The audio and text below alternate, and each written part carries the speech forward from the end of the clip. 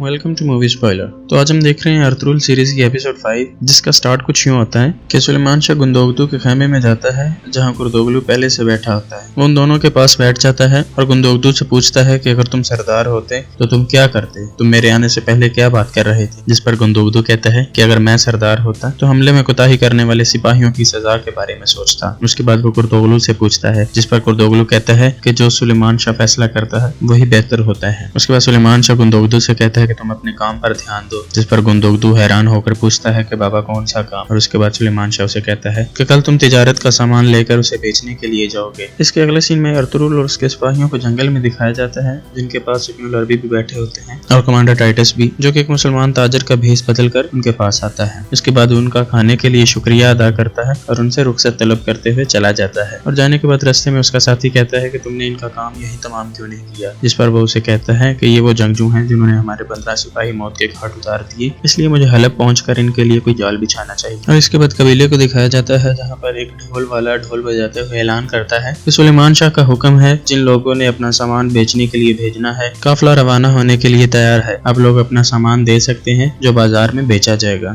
इसके बाद आइकस कुछ गोबर इकट्ठा करके एक तरफ ले जाती है, जहाँ हलीमा सुल्तान पहले से पानी गर्म किए हुए बैठी होती है और फिर वो उस गोबर को पानी के अंदर मिलाती है और उस पानी को कपड़ों पर रंग चढ़ाने के लिए इस्तेमाल करती है। जिस पर आइकस उसे कहती है कि दुआ करो कि हमें कामयाबी मिल जाए, वरना बहुत ही शर्मिंदगी उठानी पड़ेगी। जिसके बाद सलजान खातून आती है और वो उनसे पूछती है कि ये तुम लोग क्या कर रही, और उनके बताने पर वो गोकची के पास जाती है और उसे कहती है कि तुमने इन्हें रोका क्यों नहीं। तो वो उस पर जवाब देती है कि जब हाइमा खातून ने इनको इजाजत दी है तो फिर मैं कौन होती हूँ रोकने वाली। इसके बाद अर्तुरुल और उसके सिपाहियों को दिखाया जाता है जो इब्नुल अरबी के साथ हलब के बाजार में दाखिल होते हैं। इसके बाद इब्नुल अरबी अपने एक मुरीद से मिलते हैं और वो कहते हैं कि इनसे मिलो, ये अर्तुरुल हैं काई कबीले से और ये हलब के अल अजीज से मिलना चाहते हैं। जिस पर उनका मुरीद कहता है कि ये अच्छे मौके पर आए हैं, क्योंकि आज आम दरबार लगा है और हर किसी को मिलने की इजाजत है, हर किसी की बात सुनी जा रही है, ये आज उनसे मिल सकते हैं, मैं इनकी मुलाकात करवाने की पूरी कोशिश करूंगा। इसके बाद हाइमा खातून को दिखाया जाता है जो सुलेमान शाह की पीठ पर बने हुए एक घोड़े पर मरहम लगा रही होती है और साथ ही उसे बता रही होती है कि हलीमा सुल्तान काफी मेहनत कर रही है पर्दों को रंग चढ़ाने के लिए। और फिर वो अर्तुरुल और गोकची की रिश्ते की बात भी करते हैं, जिस पर सुलेमान शाह कहता है कि हमें गोकची और अर्तुरुल की राय जरूर ले लेनी चाहिए। इसके बाद गोकची अपनी बहन सलजान के खेमे में दाखिल होती है और उसे कहती है कि तुमने मुझे सबके सामने शर्मिंदा कर दिया। जिस पर वो पूछती है कि मैंने अब क्या किया, और गोकची उसे बताती है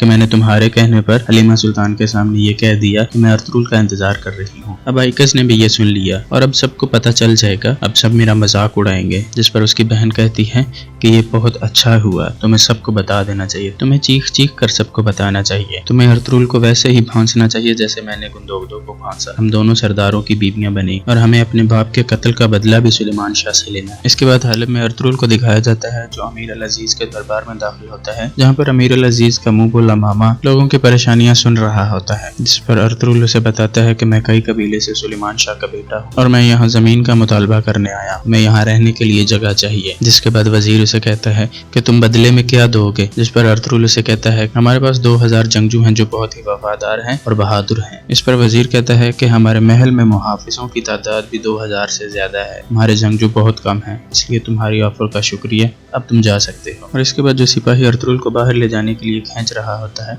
अर्तुरुल उसको मारता है और उसके साथ 2-3 और सिपाहियों को पछाड़ देता है। जिस पर अमीर अल अजीज कमरे में दाखिल होता है और ताली बजाता है और कहता है कि काफी अरसे के बाद महल में ये मंजर देखने को मिला है। जिसके बाद वो अर्तुरुल को अपने खाने पर दावत देता है। इसके बाद कुर्दोगलू को दिखाया जाता है जो कारातोइगर के पास जाता है और उसे कहता है कि अगर तुम मेरी बात मानो तो तुम नोमान को भी हासिल कर सकते हो और सुलेमान शाह को भी। जिस पर वो उसे उस काफिले की खबर देता है जो गुंदोगदू की सरबराही में जा रहा होता है। ये एक तिजारती काफिला होता है जिसमें लोगों का तिजारती सामान होता है जो बाजार में बिकने के लिए जा रहा होता है। और इसके बाद दिखाया जाता है कि कबीले के अंदर गुंदोगदू के पास लोग अपना सामान जमा करवा रहे होते हैं जो वो बाजार में बेचने के लिए भेजना चाहते हैं और साथ में हकीम खड़ा वो तमाम सामान नोट कर रहा होता है ताकि लोगों ने जो कुछ भी दिया है उसका बराबर हिसाब रखा जा सके। इसके बाद अर्तुरुल और उसके सिपाही नहा धोकर तैयार होकर अल अजीज की दावत में जाते हैं, जहाँ पर बैठने के बाद वो कुछ देर बातें करते हैं और फिर अल अजीज उनके आने का मकसद पूछता है।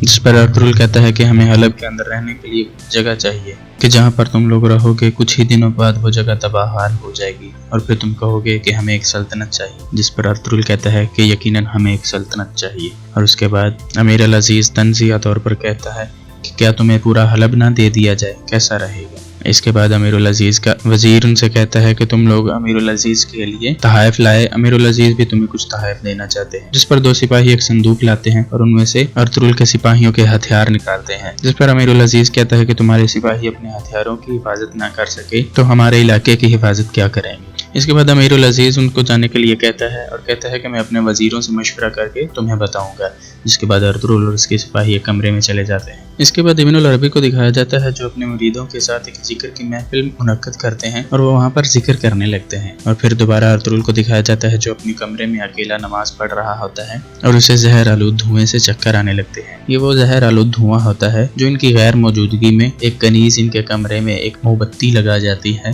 جس کے جلنے سے دھواں پیدا ہوتا ہے، جبکہ وہ دھواں زہر آلود ہوتا ہے۔ اس دھوئیں سے ارطغرل کو چکر آنے لگتے ہیں اور وہ کچھ ہی دیر میں بے ہوش ہو کر اپنے بستر پر گر جاتا ہے، جس کے بعد دکھایا جاتا ہے کہ ابن العربی اپنی ذکر کی محفل میں مصروف ہوتے ہیں۔